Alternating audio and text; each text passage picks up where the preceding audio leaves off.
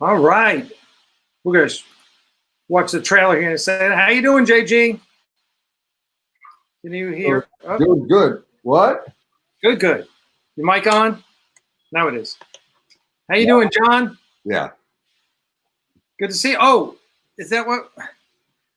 I'm sorry. Thank you. I'm sorry about that. No, that's the. I must have missed the memo. Yeah, you got no. You must know every time. But what we need is a straw hat for this guy.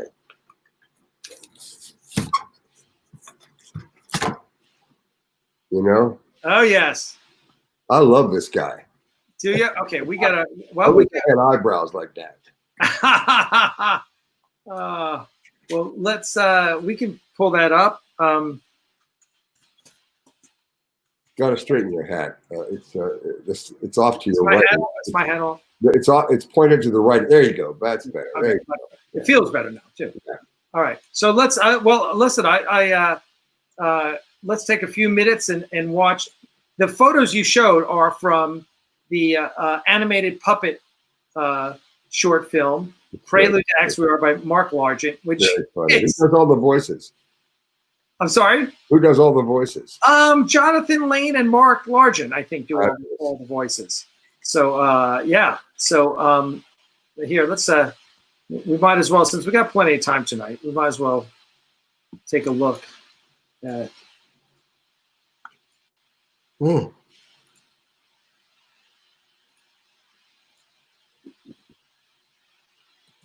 The final frontier. Counterpoint. These are the boys. Planet, are you kidding us? A shining example of the conflagration of planets. You ever hear that okay? Pinnacle of human civilization Really low. as we know it. No one would have believed that smelly humans could have succeeded in creating something like the conflagration of planets. Oh, just like Gary. I mean, if we That's all Gary. canines Yeah. were capable of showing surprise, my face would have done this. Perfect. Huh? But that feeling wasn't shared by the Clapon Empire. Yeah, no, it wasn't. Who But it's said, communicating there. if words were water, we would all make glug noises when But we talked. on and They sent the conflagration of planets a welcome to the neighborhood basket they would never forget.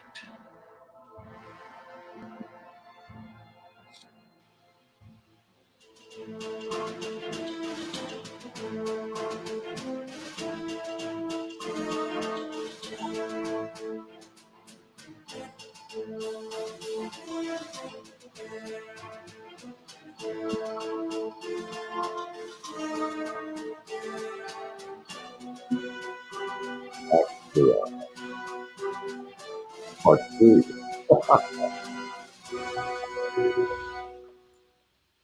We did not appreciate the Clapon's gift and chose not to send them a thank you note. I personally removed the Clapon commander's name from the stalled fleet Christmas card list and unfriended him on our Spacebook page. The Clapon commander was a total jerk called Darn the That Unaccommodating. is so perfect.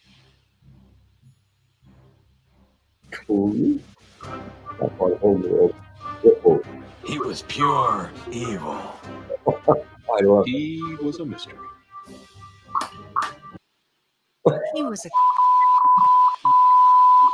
I love it. Clapons had a word. Yeah. Chewy.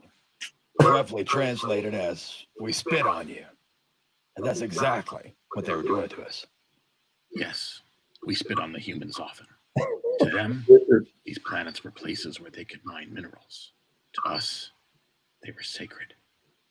They were where we held our semi-annual spitting contests. Intimate 6 was where I would take hot chicks to make out. intimate 6. It was nothing but a covered. And don't get me started on that. That's an actual Commander grinder. Darn. We started calling him Darn the Crabhead. Then he destroyed 50 of our ships. We started calling Darn, he good. Not good as in good. Good as in bad. It was the Clapons who gave me my nickname, Vesta Vizod. My nickname? Princess Buttercup. Those clap on. They call me Candyman. After 2 years of constant defeats, the conflagration was losing confidence in Chewie. its fleet's commander-in-chief. My biggest fan. He was a chicken. In quick order, Scaredy was removed, and Admiral Magus Remembers was named as his replacement. People tell me they are afraid of the Clap-Ons. Well, I tell you, I do not fear them. I fear snakes and icky spiders. And I wet myself once when a cat jumped out of a trash can in a low-budget horror movie. But I do not fear the Clap-On Empire. What are you doing? These medals are diamond-shaped and infringe on our copyright. You can't do that. I'm trying to give a speech here. Free speech doesn't interest us, pal. I'm gonna need the uniform, too. Admiral Remember's speech was certainly memorable, mostly because he was naked. You don't forget something like that. I've tried. I tell you today, we will make our stand. We will fight for what's right. We will not let huge empires take away the things we hold dear. Bring the trucks. Until Remember's speech, I, like everyone else, assumed the conflagration had no chance. Excuse us, buddy. We got a C&D for your ear tips. You've got a what? Ow! Ow! The first thing Remembers did was begin building a new ship that could take on the Clap-Ons. It was the Airy class, and I was anxious to see what it could do. The Clap-On Empire was not prepared for this. No, I won't remove my clothes. It's ours. The Airy class was the first real warship the conflagration had ever built. We bought it at auction. But I have the receipt from Sotheby's. Axanar was at the center of conflagration space, and it would be the location of the ultimate battle of the 4 Years' War. Infringement purged. Good luck with your movie. I love that he has a What the Frack shirt on. Well,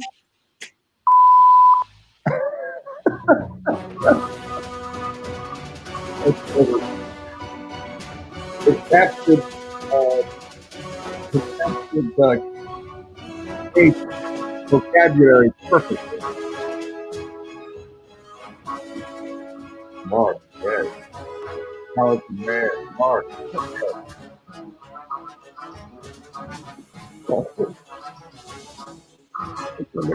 Actually, something. Oh wow.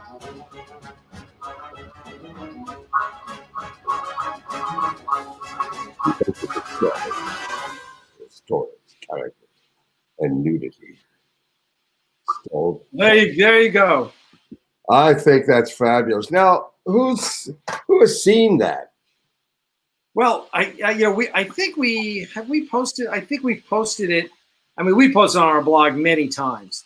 I don't know if it's on our YouTube page. Can I post it on my? Oh yeah, Right? post it wherever you'd like. Fabulous. Absolutely.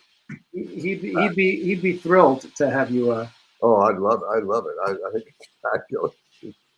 Anyway. Yeah, no, it's great. But it's also it's such a thrill that someone thinks enough of your project to do an homage, Absolutely. a satire. That's a lot of work. Yes, it is. Absolutely. Yeah, yes, it is. It is, and it's great. And it's got such a good sense of humor. It's funny when Jonathan Lane, one of the guys who worked on it, when he first showed it to me, he was worried I might not like it. I was like, "What's there not to like?" I'm thrilled. It was awesome. Has Kate seen it? I don't know. I'm sure when it came out, I sent it to her. Oh well, yes. I'll have to. That reminds me. I need to do that. Thanks for reminding me. I'll definitely. What I'm for. Yeah. So tell us, what are you doing during the whole COVID-19 sequester, Well, that's interesting. lockdown, whatever, besides growing your hair? Yeah, mainly I'm growing hair. But I tell you, this is how I'm keeping busy. Whenever I have a moment, I go back to this. I call it Memoir of a Klingon Linebacker. Page 1. I am beginning to write this story in the middle of the coronavirus pandemic of 2020, the worst pandemic since 1917. I'm also writing in the midst of a general election primaries for the presidential election of 2020, the most important presidential election also since 1917, when we entered World War I, and the flu pandemic began killing 50 million people around the world. And so, if I get distracted from time to time, please forgive me. These are the times that try men's souls, and my soul is profoundly on trial. For so many offenses, crimes of the heart, crimes of inadequate commitment, completely avoidable mistakes in pursuit of a dream. You may well ask, what dream? And that, my friend, is the question that has begun plaguing me over the last 10, perhaps 50 years, as I came to realize I don't know what my dream is. So do I even have a dream? I know it's not about stardom or fame or riches or being president. Myself, that's not it. What is it? One can aspire. I am the poster boy for that question. I do have ambition. This is my memoir that I'm writing for my daughter. Got 140 pages in so far. Wow. And it's basically to tell her who her dad is and was.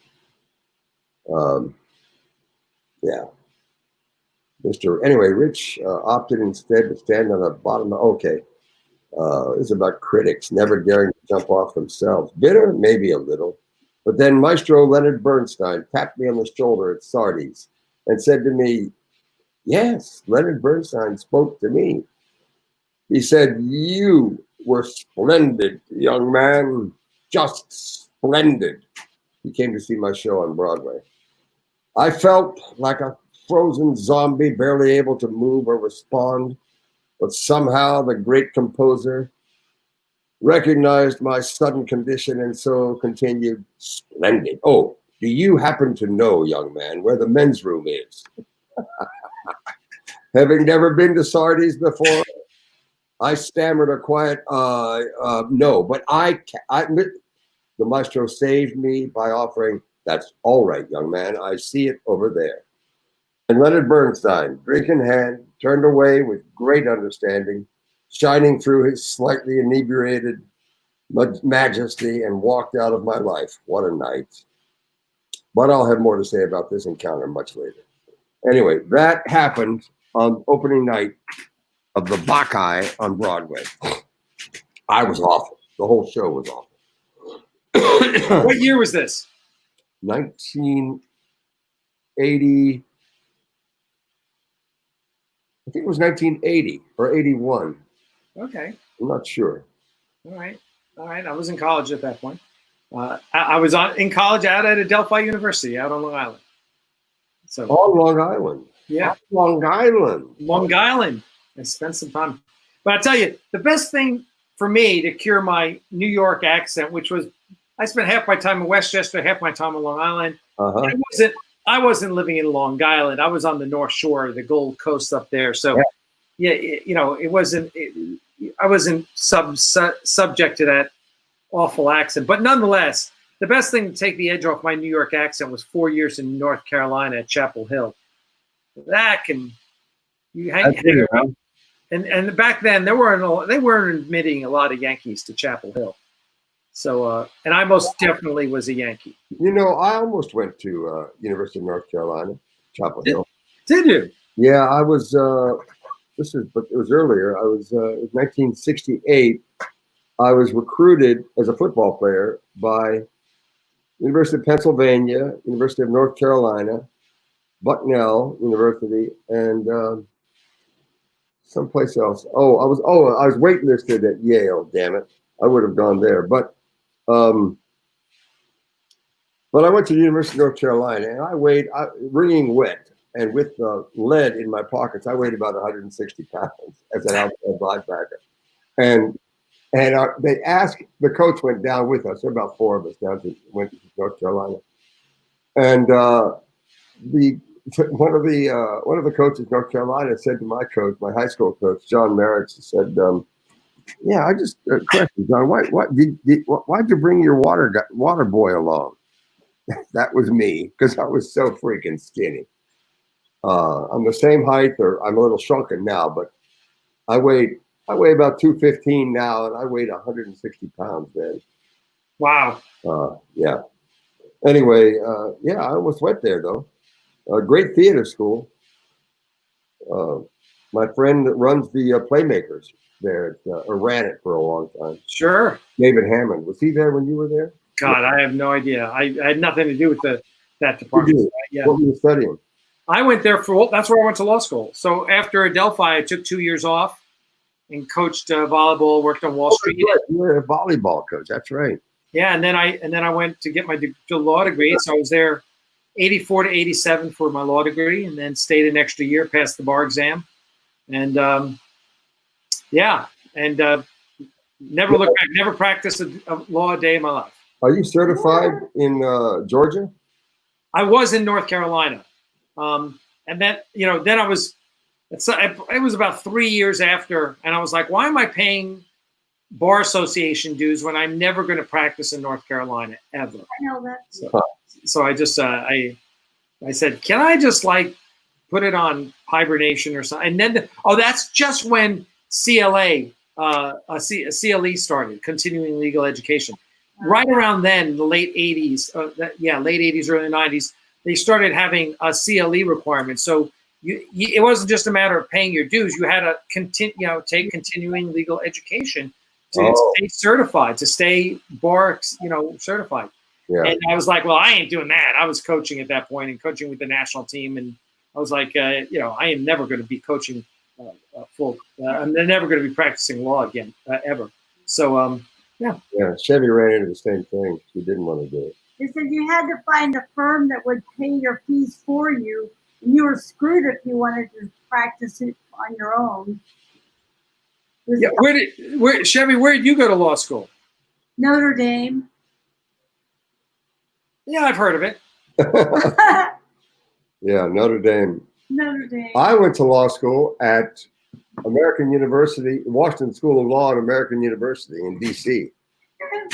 for about 9 months. Did you? And I said, this is not me. No. I get reasonability wrong every time. I said, I can't do this. And he still does. And he's too ideological. Yep. Yeah, I hear you. No, I certainly can appreciate that. It was interesting that what was really interesting about law school.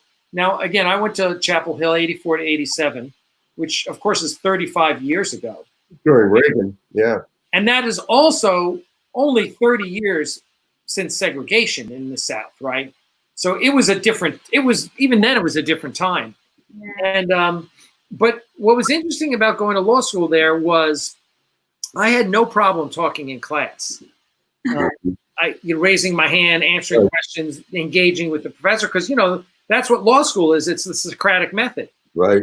And I remember one of my North Carolinian friends, Sharon, who's now an attorney here in Atlanta. And one day she said to me, God, Alec, I wish I understood this stuff half as well as you do.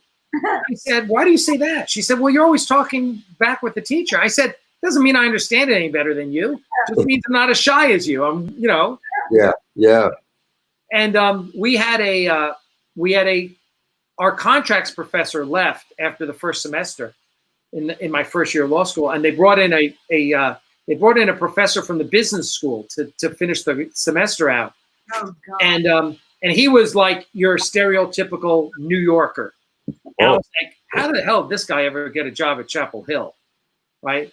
But he and I got along great because he knew he could just pick on me in class, and I would throw it back and sit there and take it, and yeah. So it was interesting. This law school was, I enjoyed the process. I enjoy, and I didn't want to be a lawyer, so I didn't feel any pressure. Lara Bilby, certainly named after Lara and Dr. Zhivago by her parents, says, does JG miss going to cons? No, I miss going to Moscow. I miss. It's my favorite movie. I think Dr. Zhivago and Casablanca are my favorite movies of all time. I got to rate, Star Wars right up there too. When it came out, that was fun. That was, and Empire Strikes Back. It was lines around the blocks in New York City. Literally, I've never stood in line that long since that day. For Empire Strikes Back? For Empire Strikes Back, yeah. But I do miss going to cons, of course. I mean, it's so hard for me to keep track of. I get a lot of calls about doing Zoom shows, and it's really hard because I can't keep track of who I spoke to or when it is or what it is. And since I do everything without writing it down, yeah, I get worried. I said, wait a minute, I signed up for something. What was that? It's so That's much what easier. Chevy's for.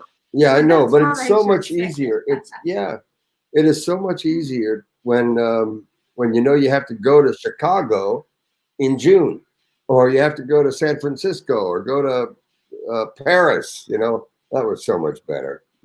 Right now, I've got to go to the living room, and then back to the dining room, and maybe a side trip to the kitchen. That's about it. All right, let's go through J.G. Hertzler's top 10 movies. You said Dr. Zhivago.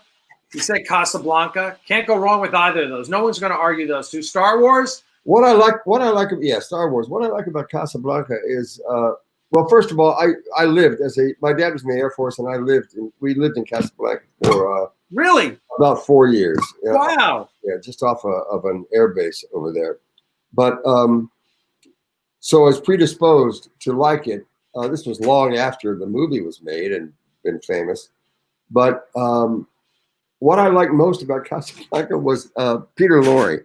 Peter Lorre has a line when he sits down at the cafe with Humphrey Bogart, and he has a line that any normal person, actor, would have read it this way: "You despise me, don't you?" With a certain amount of sadness to it. But Peter Lorre said, "You despise me, don't you?" It was like, you love it, don't you?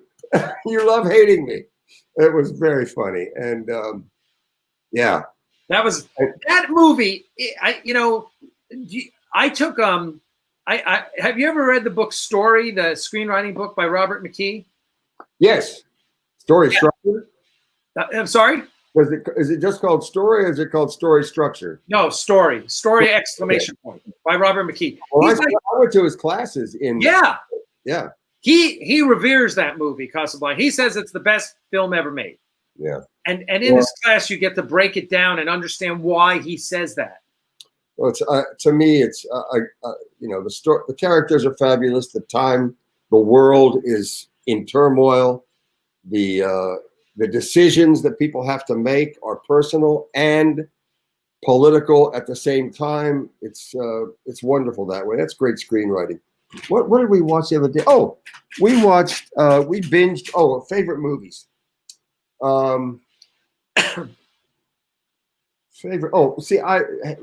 Chevy hates it, but I love It's a Wonderful Life. I adore the movie. Hello, Bedford Falls. I adore it. You like Mr. Smith. And Mr. Smith Goes to Washington, and the other. I love all of Capra, all of Frank Capra's movies. Mr. Deeds. What's the one? About the baseball player. Meet John Doe. Yeah, they're all good, huh? Meet John Doe is Gary Cooper and Walter Brennan and Frank Capra. I'm pretty sure you can look it up, but let's see. I left to leave the movie theater just singing the songs. Oh, I think I was stoned back in the day, but I remember watching That's Entertainment. Did you ever see that when it first came out? No, I've never seen that. I know the movie, but I never You seen were it. too young. It was very, I think I was probably in my very early 20s. And That's Entertainment Part 1 and Part 2, but it just took my breath away. Every number came up, it just took my breath away. Have you seen Hail Caesar, the Coen Brothers movie? Yeah, I love Hail Caesar. That movie is freaking brilliant. Yeah. It's one of those movies that when it's on, I almost can't not watch it. It's kind of like Shawshank Redemption. Like you come into Shawshank Redemption, you got to watch it. Yeah. And Hail Caesar. I too. It is so accurate. The world that he lives in, trying to memorize his lines outside the studio, he gets kidnapped, and he buys right into the politics and begins spouting them off. And John Goodman's scene where he takes a baseball bat, and just goes after the people. I thought it was fabulous. I agree. And they so beautifully worked in musical numbers, like the whole water thing, the whole bar thing, Chatham Tating. They worked these into the script, and you can almost say it's like you're almost like he didn't really need that there, did he? But they did it as an homage to Hollywood. Yeah, and it works so beautifully. Another one that I just saw earlier was with Brad Pitt as the stuntman for. Once Upon a Time in Hollywood. Yeah, Once Upon a Time in Hollywood. That so captures the life of a stuntman, but also of an actor in Hollywood. I wouldn't say that Leonardo DiCaprio had to go quite so far with crying, not to be famous. I don't know of anybody that has gone through that. You're usually just thankful to get a job, and he was getting plenty of work. And his stuntman was fabulous. Brad Pitt would take forever he'd think about a line for 5 minutes before he'd speak. He'd just evaluate the person, evaluate the surroundings, evaluate his possible answers, and then he'd finally speak. And that and Morgan Freeman, that was Morgan Freeman-esque. Morgan Freeman, to me, is the best listener and thinker without speaking in film. I buy every moment that he takes to say anything. Which is really, and that's really, really on display in Shawshank Redemption. Absolutely. I watched it again the other day, and again, that movie, it's such a perfect movie. There's just, every time you watch it, you can look at it a different way. You can see something new. You can appreciate a different actor. Yeah. It's beautiful. God, I wish I could think of it. It was the actor, the old man that died in the prison. James Whitmore. James Whitmore. It was God had to be. I have loved him forever, all the way from Black Like Me. He did that movie, Black Like Me, when he dyed his skin and he lived the life of a black man. And he began to understand. People are doing that now, but he did it 60 years ago on film. Right. Yeah,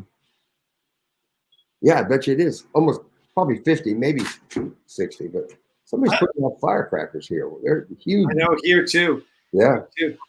I just have to, Donnie, laugh here a second with you, sir. You always make excuses for why you're late, as if where's Donnie Pearson? Donnie Pearson, man. Right?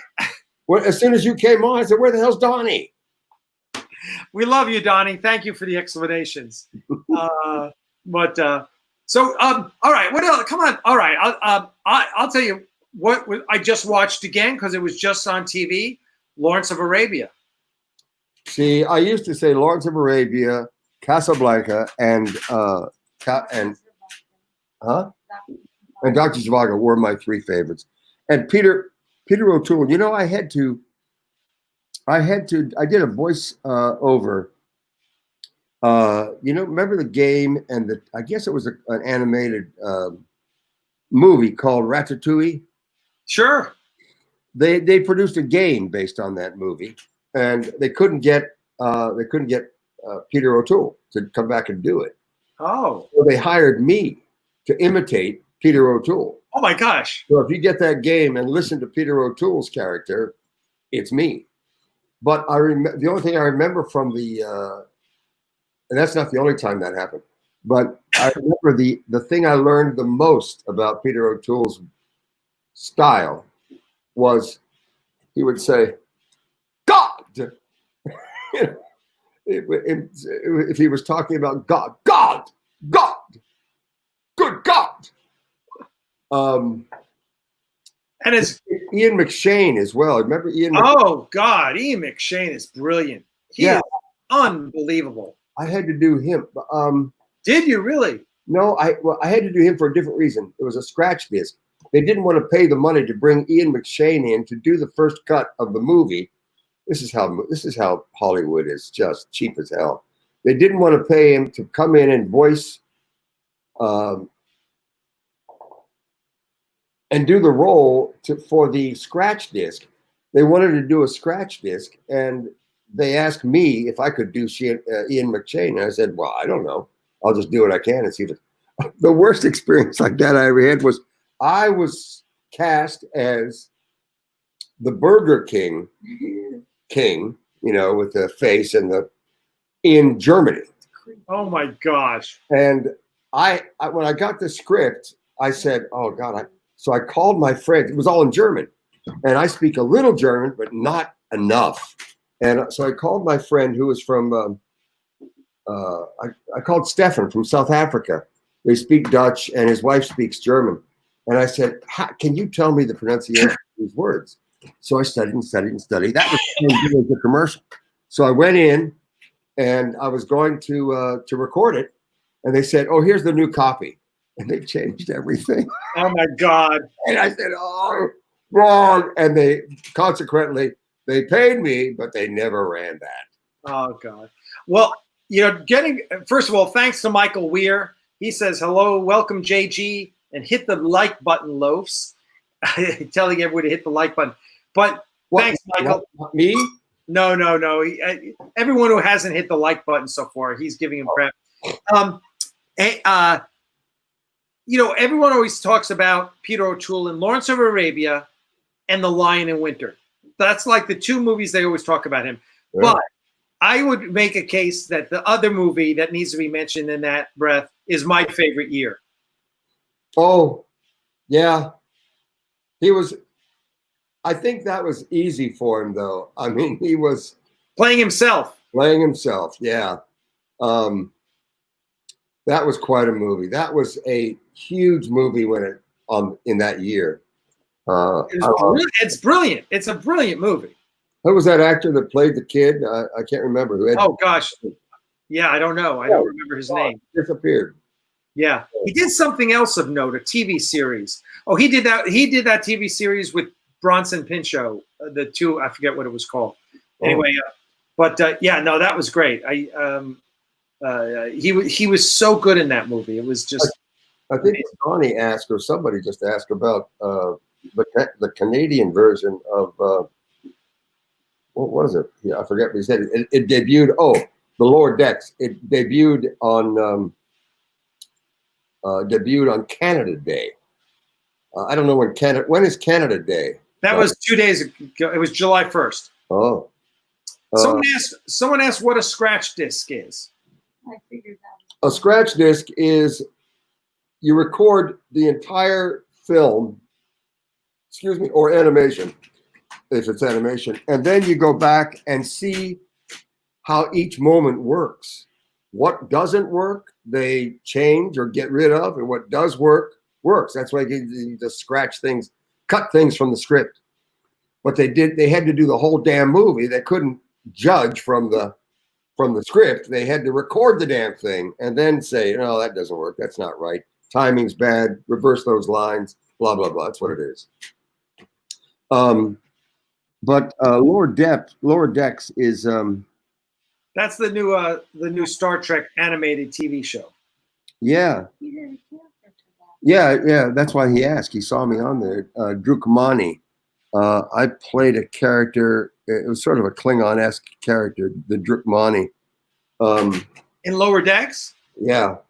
Oh wow. And they said it's a recurring character. I've never heard again from them. They just said, love it, we love it, blah blah, and we're going to record a lot more of these. So I'm hoping. All right. I love doing it. Gotcha. Now tell us about what you did with Bob O'Reilly for Star Trek Online. Well, that just was released, right? It is House Divided, and as the I couldn't get it out of my mouth fast enough. I told Chevy, I said, it's about a revolution or a civil war within the Klingon Empire. I said, look, I wrote 2 books about a Klingon civil war, and they didn't use my books for this story. But Left Hand of Destiny is about the same thing. And right away, the critics started saying, oh, God, when they were reviewing this, they said, oh, God, it's not another Klingon Civil War story. That's what they started to say. And then they realized, they said, oh, my God, this is good. And it wasn't because it wasn't because of us. It was because the writers took real different takes on it, and it's terrific. Let's watch it. Okay, we've got a trailer here. All right. Let's watch the trailer here and see what Violence, blood, and language. Really? A Klingon? Oh. Who the fuck is?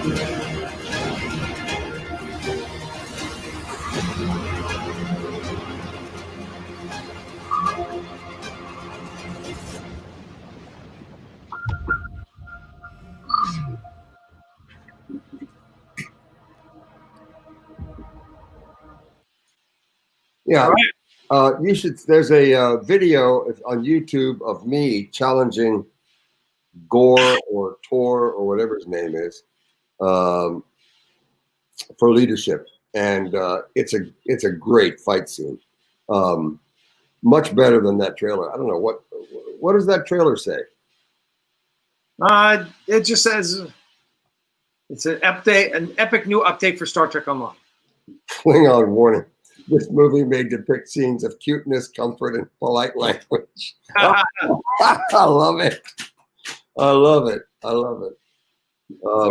That's fun. Did you enjoy doing it? Well, oh yeah, hell yeah. See, I love Cryptic. I've done a couple of shows with them, and Al Rivera is the producer that both Bob and I worked with. He's a terrific person. I just love Al. And the staff up there, you walk through Cryptic Studios, if you get a chance, Alec, have you already been up there? I was up there years ago, like 2013, I want to say. Yeah. So when they really were young, we talked about doing an Art of Star Trek Online book. They have been up there in that location in Los Gatos for about 20 to 25 years. And to walk through that place with all those creative people, there's so many, all the animators and the model builders and the writers, they're all in that one building. And it's it's an inspirational place. And I love working with those people. So we rarely get good Klingon content in STO. It's a blessing. Thank you for your time and work in it, JB. Well, the Klingons are often, the Klingons, we don't get no respect. You know what I'm saying? Klingons are often like, oh yeah, the Klingon. In fact, when I was first cast as a Klingon, I said, a guy handed me a script. I said, what is it? He said, it's a Klingon. I said, oh, great, it's a Klingon. This is back in 1990, about 95. So I read it, and I said, well, I'm not going to do your basic Klingon. I'm going to do something very conspiratorial. I have different agendas that I'm hiding, blah, blah, blah. And I finished, and they said in the room, they said, thank you. Do you know what a Klingon is? I said, right, let me guess. You want somebody offensively aggressive, out of control, angry beyond measure. And they said, yes. So I said, fine. And I took the chair, and that's when I threw the chair into the wall, and it stuck in the old plaster and laid wall in the studios, because they're from the 1920s, those buildings. And a drywall, it wouldn't have stuck. But with the plaster and laid, it gets stuck in the wood, so we're good. And I ripped off my thumbnail, it was bleeding. So I got it. I got the role. And so, I even though in 4 years that I was doing Martok on the show, he became less and less standard Klingon and more troubled by his better angels. And I don't know if that was good or bad, but that's what it is. He didn't lose his aggression, didn't lose his temper. It just, he had more understanding about these pitiful humans that he has to deal with. By the way, Daniel Moore said, I want to donate. I just put the link in there. You can donate on Aries Digital on the Axanar website. So thank you very much for saying that. Nice. We appreciate it as always. What do you think of the Klingons in Star Trek Discovery? Not much. I am not a fan of Picard, and I'm not a fan of Discovery. And I know I'll never work on these shows because of my attitude. But first of all, don't make them bald. One of the things that makes Klingons is that huge head of Kiss rock star hair. Or they might as well be Vikings with giant hair. They might as well be, brutish rock stars. That's one of the things they made. I think they made a mistake on. One guy, okay. What's his name? Kang. Plumber, yeah. He was brilliant. But he also had a patch bolted to his eye. So that's worth seeing. But I don't buy the hairless Klingons. I know Bob played his grandfather, but I think, and he's Bob is very pleased that he's hairless. But and in terms of Discovery, now there's a woman. Is it Linda Chieffo? Yeah. Is it Linda? Oh, you got the last name right. Mary? I think it's Mary. Mary. She came on stage with Bob and I one time. I had no idea who she was. She came on because everybody was out of makeup. And we did, I think Bob and I were in makeup, but she was out of makeup. I had no idea. So I was sort of perplexed the entire time. Who is this person? But she's about 6 feet. She's almost, I think she's taller than I am now. But I read up on her because I'm going to be talking about her or to her, I think in Galaxy Con, coming for House Divided.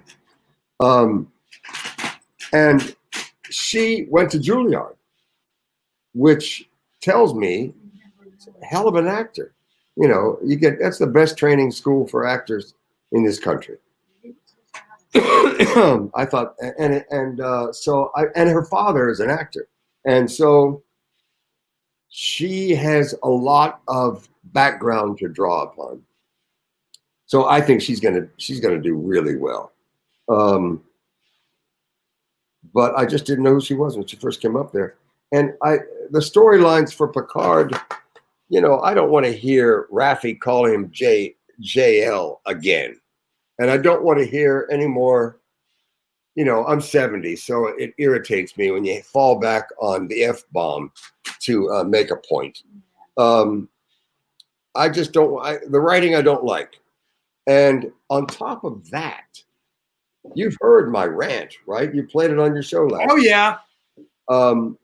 We heard it last time. You read it. You went through it last time, too. I just don't buy the writing. It's not compelling as it should be. From the very beginning, the original Star Trek with those major characters was a family you became compelled to watch and to believe in and care about. And I can't say the same for Picard. Even though I love Picard. He can do no wrong. He's Sir Patrick Stewart, for heaven's sake. But storytelling, meh. And very different. It was interesting. I was speaking to someone else today who's very close to the franchise, and who I won't name, but we very close to the franchise, and we were talking, and even he and I was kind of surprised, and he knows everyone. He's worked with a lot of people. You know who he is, and we were talking, and he was just not.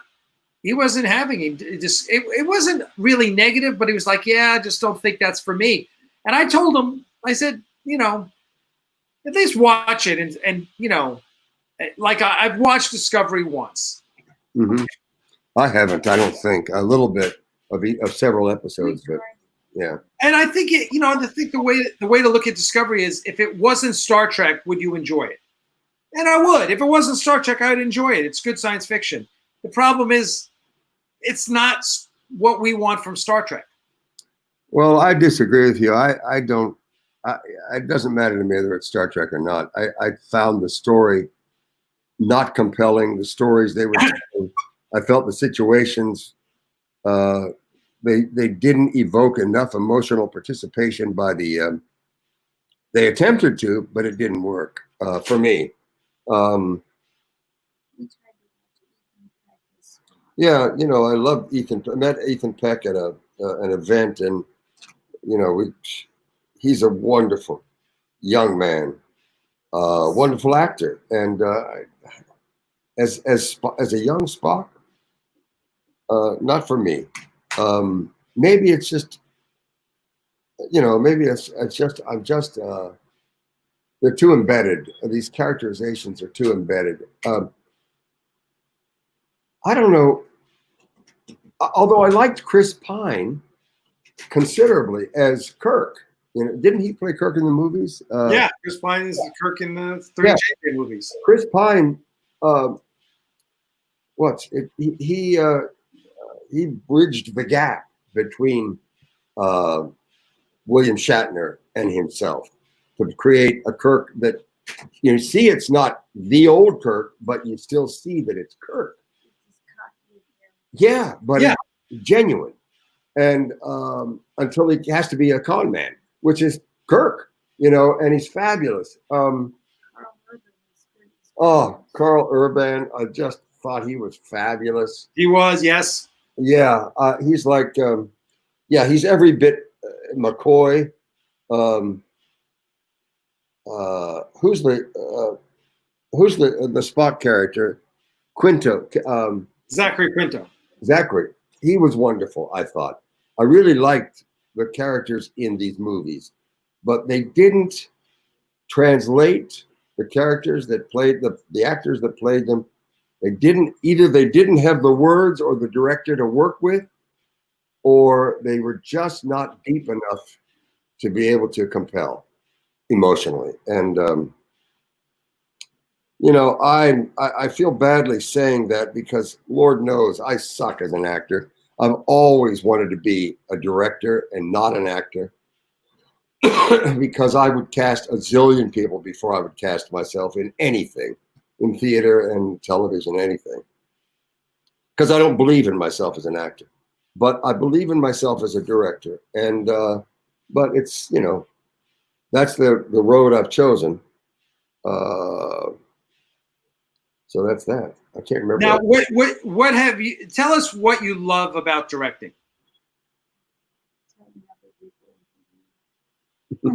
Chevy says, telling other people what to do.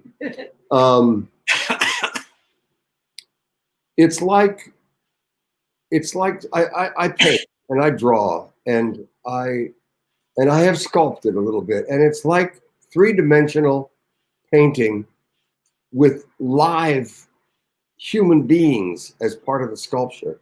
And I'm not saying you tell them what to do or where to place your hand or that. I'm not saying that. I'm saying you treat it in a different way than you would a piece of clay or a piece of stone or wood or whatever, but you're really molding with sound and light and costume and actor and words and set. And it's your whole thing that you get a chance to mold and to create the image that tells a story that you're trying to convey, that the writer's trying to convey in the best way possible.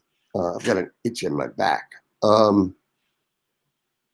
So that's what I like about directing. It is very fulfilling. I love standing out in the dark in theater. I love standing out in the dark and watching people be brilliant, you know, and the play unfold in front of me. I love that. Absolutely adore it. And I have no desire to be on stage with him. I have every desire to be out there looking and working. Yeah. Orville, this is Seth MacFarlane writing in. If only it were, I would go on Orville right away. I mean, I think Orville's brilliant. Orville has succeeded where all the other ones have failed. You care about those characters, even though it's funny, it's ridiculous. You care about them. They're funny because you care about them, and they say things that are stupid, and you feel bad on their behalf, and they make mistakes, but you care about that crew. And they've done a wonderful job with the Orville, you know, in my opinion. What other shows are you watching on TV or the computer, whatever? What other shows are you watching? What do you love? What are you binging that you love? The first binge I ever did, I believe, was Breaking Bad. I mean, that was incredible. Yeah. And that was incredible. Are you watching Better Call Saul? No, I never did watch it. It's worth it. Is it? Oh, if you love Breaking Bad, you will like Better Call Saul. Well, we'll have to. I love that actor, Odenkirk. He's great, yeah.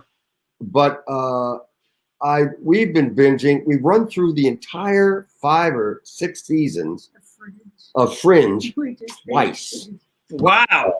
And I think it's the best sci-fi that I've come across in the business. We are both swept away by the performers, by the writing, by the story. It is sci-fi in order to take off.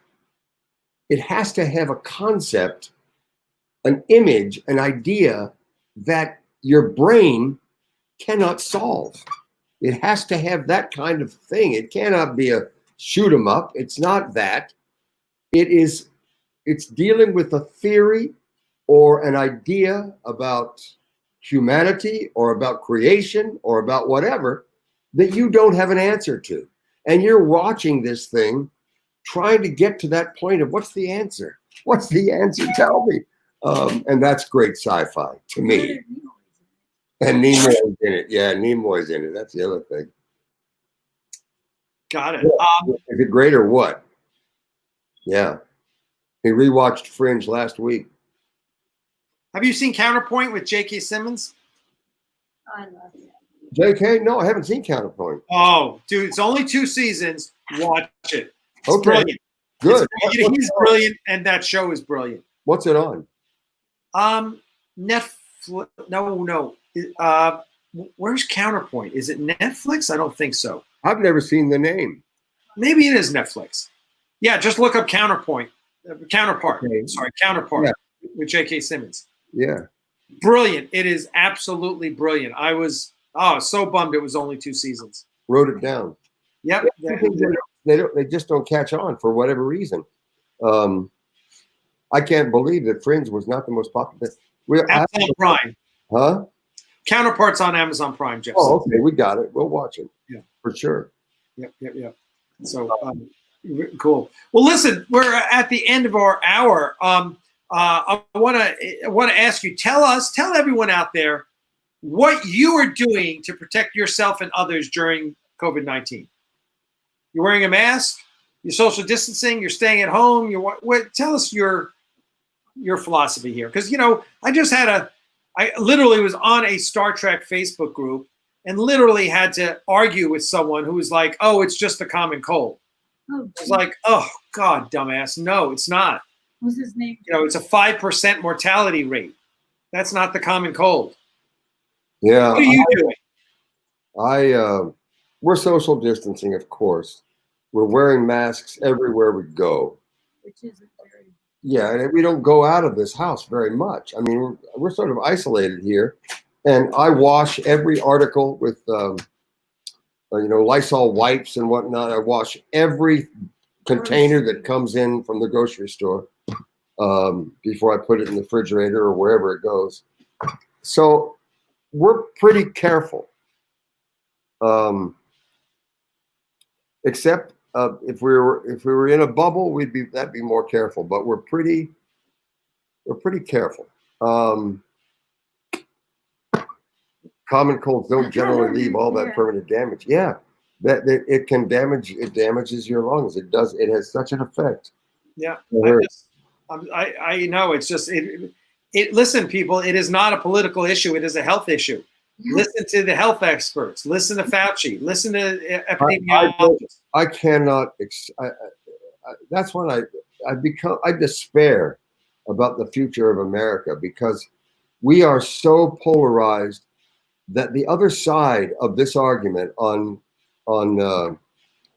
social distancing, these people going to the Rushmore tonight, or is it tomorrow night? It's tonight. Tonight, it's right now.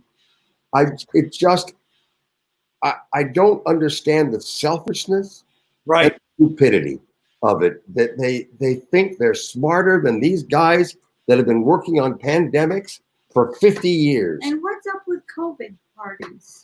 COVID parties, Good Lord. Yeah. And then someone said to me the other day, "Oh, well, the death rate's only, the flu death rate is 50 to 60,000 a year. This is only double that." Well, no, that's not true, because we've only had 4 months of COVID-19 deaths, and it's 125,000. You figure that out over a full year. That's almost 400,000 deaths. So don't tell me it's like the flu. Just do the math.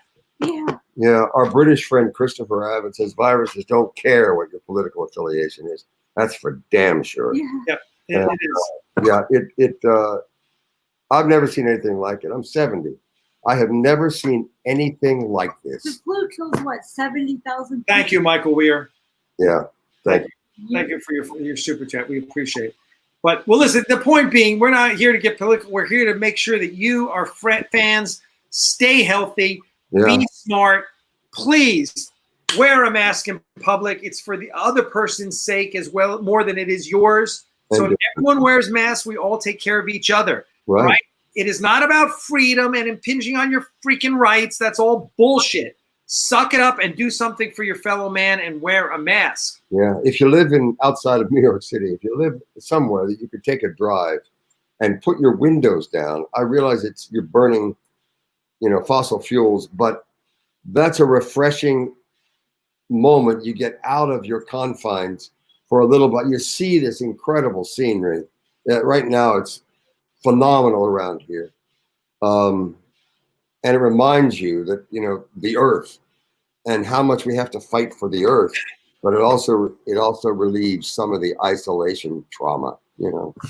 Yep. So don't get out, just ride in the car. Yep. I think we're gonna do that tomorrow probably. So yeah. JG and Michelle, who's hiding back there because she doesn't want to be on camera. Show her. Hi, Michelle. How are you? Love you. Thanks for keeping JG on the straight and narrow. Yeah. Fuck. She's also a technical consultant. Yeah. JG can't get. Yeah, he can't get a dial tone without Michelle. You're right. That's What's a dial tone? Live long and prosper, my friend. Everyone, thank you so much. Everyone, live long and prosper. We love you guys. Stay healthy. We will see everyone tomorrow. Starfleet Tech. Oh, we may not because it's 4th of July. Stay tuned. We'll let you know. Good night, JG and Michelle. Jeff Fagan says JG needs to direct one of our new projects. Yes, great idea. I'll talk to you. That would be That's a different issue. Directing for film and television is a different art form.